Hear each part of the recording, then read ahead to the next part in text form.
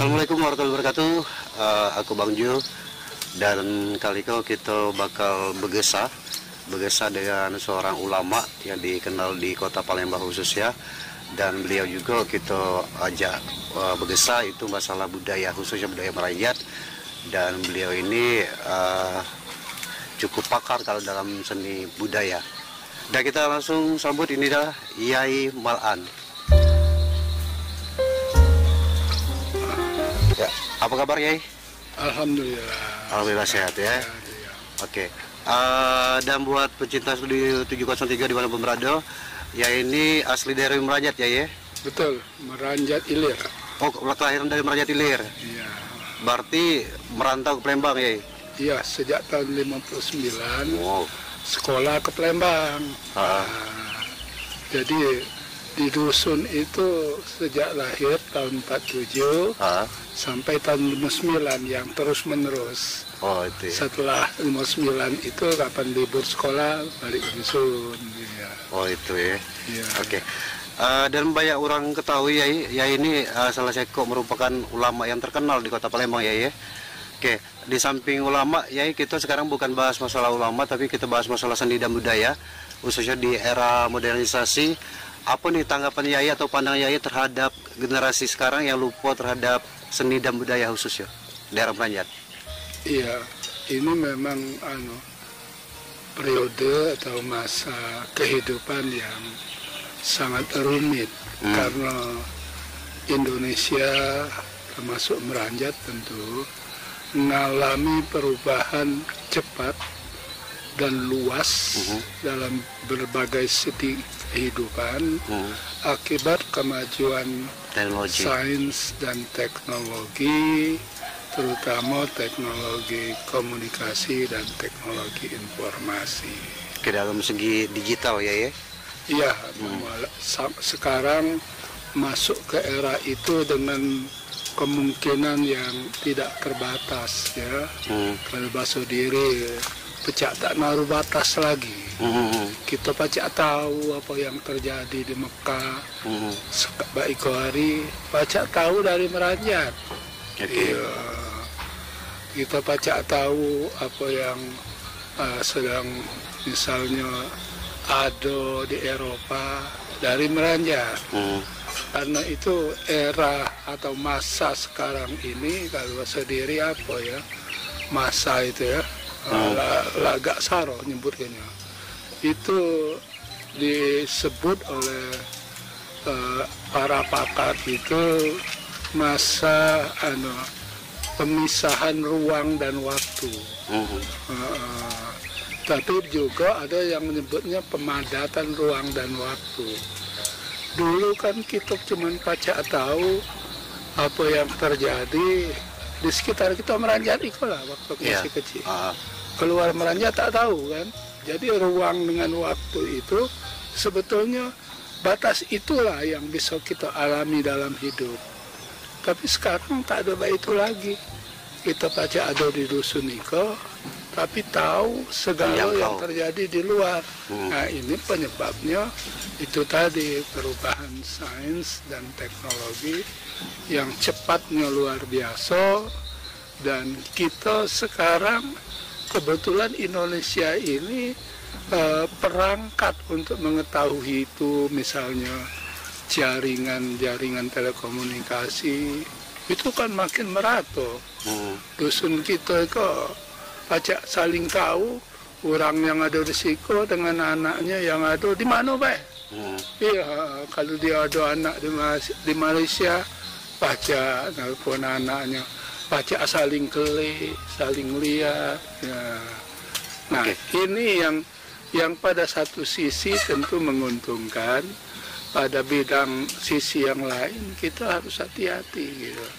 Karena bersamaan dengan informasi yang masuk itu juga bisa masuk cara hidup, cara pandang, cara dari yang apa yang kita lihat itu. Kalau yang kita lihat itu kita hayati dalam arti dia memang bagus, itu sangat positif. Itu dalam segi digital ya. Oke, kalau kita ngomong masalah seni dan budaya tadi ya, untuk kaum milenialnya khususnya remaja-remaja gitu, kalau pandang Yai, apa tuh yang menyebabkan mereka hilang seni dan budaya itu? Itu jadi problem dasar seni dan budaya tradisional yang ada pada masa lalu. Ketika dunia ini bergerak seperti sekarang, berada di era modern dan supramodern, problem dasarnya itu mana membawa cara lamo, tradisi lamo itu laku di pasar modern. Dengan catatan pelakunya tidak malu itu ya? Iya, dia tidak malu, tapi juga menurut orang itu menarik. Orang merasa dapat manfaat dari pengetahuan yang ditawarkan dalam kemasan baru, taruhlah, tetapi muatannya itu mestinya tetap berbasis tradisi luhur, ya. Tradisi luhur. Itu problem dasar kesenian tradisional. Ada masyarakat yang sudah tidak ada problem lagi di situ. Misalnya karena interaksi dengan turis di Bali, mereka biasa baik. Dan orang luar itu kepengen ke Bali karena melihat khazanah yang ada dalam tradisi Bali, tradisi berkeseniannya. Itu menurut mereka sangat bagus, sangat unik dibandingkan misalnya apa yang dialaminya di Eropa. Nah, ini kan berarti kalau dalam contoh tadi, tradisi berkesenian di Bali itu masuk ke pasar modern. Iya, ini yang problem dasarnya di situ. Kalau ngomongin masalah pelaku seni dan budaya ya, khususnya kita ngomong masalah kaum milenial, apa nih yang harus dilakukan, atau pemerintahnya harus punya wadah, atau si kaum milenial itu yang harus bergerak di bidang seni dan budaya agar mereka melupakan hal yang malu misalnya? Sebetulnya bukan soal malu ya. Itu kan menuntut intinya kreativitas dari si pelaku ya. Iya, dari si pelaku. Dia secara kreatif menerjemahkan tradisi berkesenian lama sehingga menarik dan laku di pasar modern. Nah, ini yang tidak mudah gitu.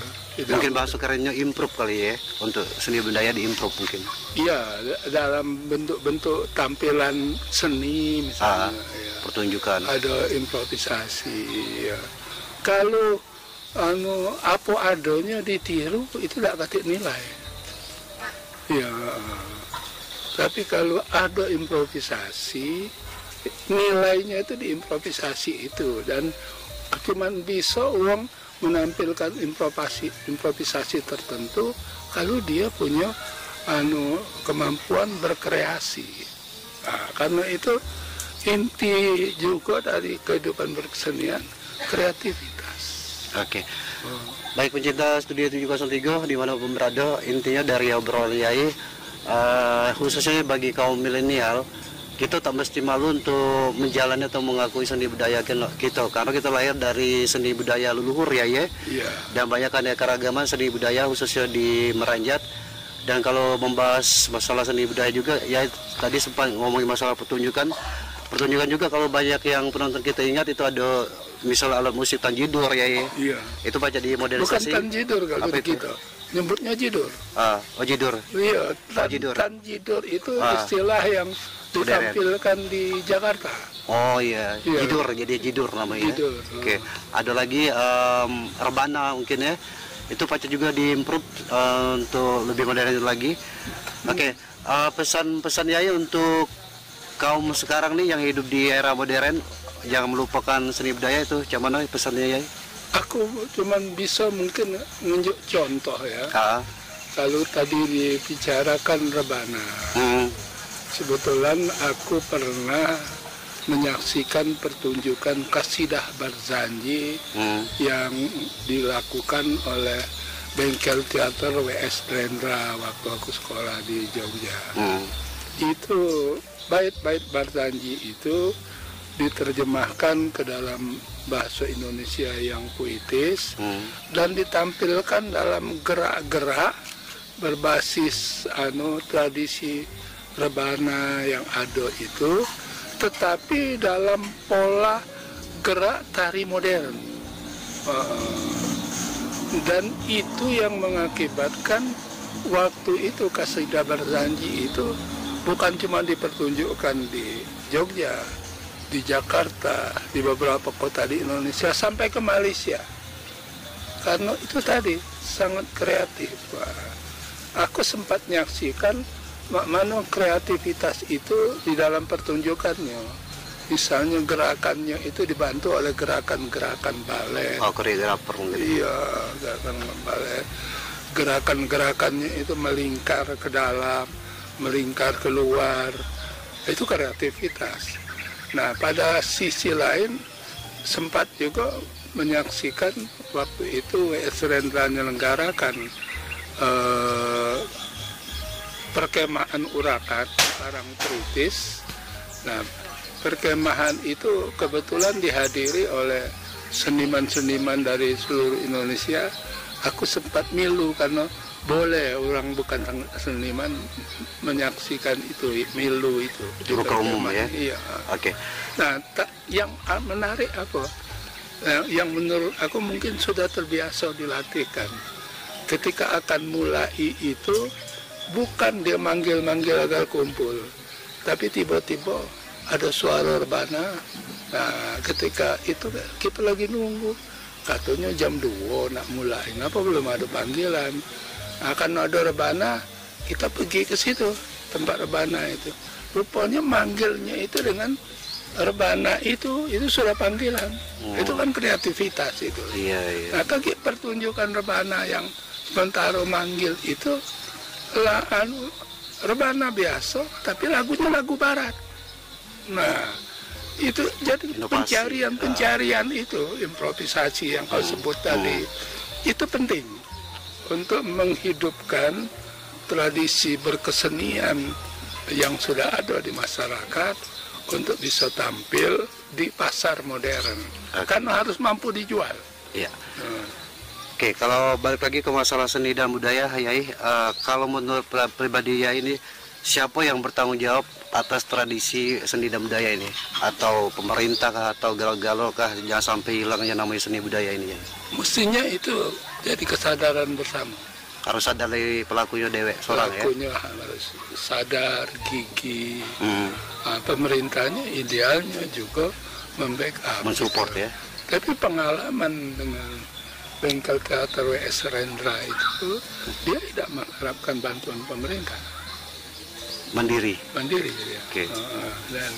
Dan itu yang menarik, ternyata pecutan situasi yang tidak didukung oleh dana pemerintah itu menampilkan kreativitas yang diakui di dunia internasional. Oke. Ya, pecinta Studio 703 masih dibincang-bincang seni dan budaya bareng Yai Malaan, seorang ulama dan juga keturunan asli dari Meranjat. Dan ini terakhir, Yai, terakhir pesan-pesan Yai untuk masyarakat Meranjat khusus ya, agar tidak melupakan yang namanya seni budaya itu harus bagaimana, Yai? Tips dan trik dari Yai?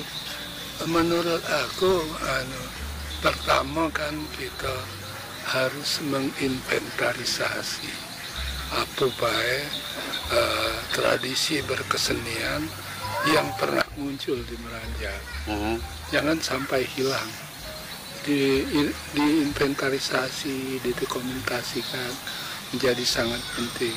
Mungkin berkolaborasi sama pemerintah, ya? Iya, mungkin kalau kita tidak cukup kemampuan untuk dewek, tapi itu perlu dukungan pemerintah. Pada sisi lain juga kalau kita memang ingin berkembang, memang butuh kesadaran dewek. Ya.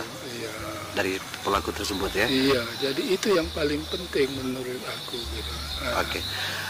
Dengan itu tadi berusaha menampilkannya dengan kreatif, dengan berbagai improvisasi yang kita harapkan itu muncul dan berkembang di pasar modern dalam arti bisa dijual.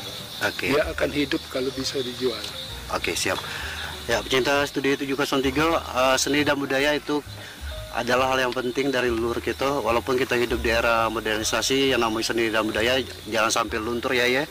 Karena kita hidup dari seni dan budaya, dari leluhur kita, dari tradisi kita dan istiadat khususnya Desa Merajat.